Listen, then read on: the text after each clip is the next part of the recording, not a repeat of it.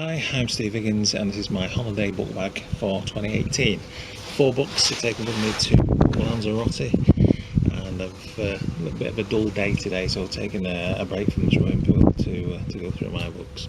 Here's the very first one. It's called A Daughter's Tale by Mary Soames, who's the daughter of Sir Winston Churchill. Looking forward to this book because I thought it was a kind of biography about Churchill. In actual fact, it's not. It's more of a memoir of Mary Churchill, now known of course as Mary Soames' life in the 1930s and 40s. It reads a little bit like a kind of Enid Blyton book, living at Chartwell, Churchill's house, obviously a wonderful house in the country, all the animals that she has and all kinds of stuff like that. Then it goes on to debutantes balls and things like that, written in a very schoolgirl kind of style, always referring back to her 1930s and 40s diaries, which she quotes from endlessly, although there's not much to quote from, I would have thought. An interesting book. The Sunday Express said it was an entertaining memoir. I think that's all I can say about it. Worth reading, but not that interesting. Here's another book, biography of John Lennon. This one's called Lennon, the Definitive Biography. I don't know why it's called the Definitive Biography. I certainly think it was definitive. It's by a guy called Ray Coleman, who's a music journalist, and this is a revised and updated version of a previous book. What the author has decided to do is put the revised section at the beginning of the book rather than at the end, so it reads in a kind of disjointed way.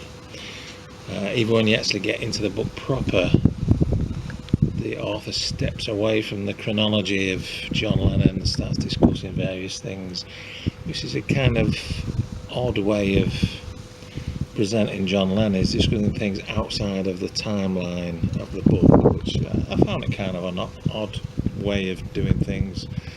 An interesting book, but there's certainly better books about Lennon to be found.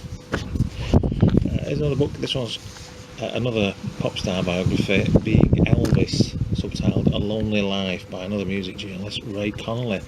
This is quite a short version of Elvis's life. I've read other Elvis books which were quite thick volumes, but this is actually a very interesting and readable book. It tells you about Elvis Presley, who grew up in segregated Mississippi. He was a poor white boy who earned hundreds of millions of dollars as the iconic king of rock and roll, and yet died a very lonely man, addicted to prescription drugs, and having not very much money in the bank. A lot of that was due to his manager, Colonel Tom Parker, who took an unprecedented 50% of Elvis's earnings and made some absolutely shocking career decisions for Elvis.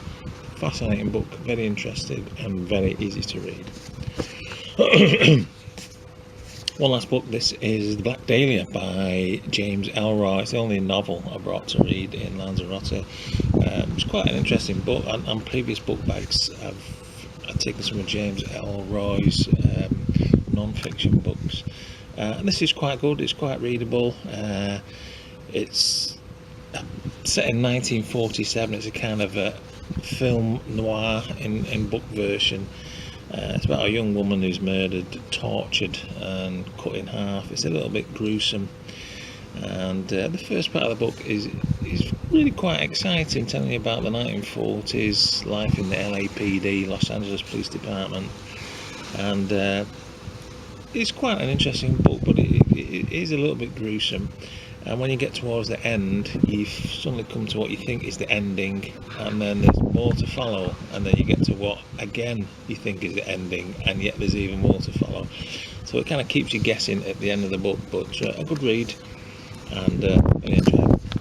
Anyway, that's my book bag for winter 2018. Find out more at stevehigginslive.com. Thanks for watching.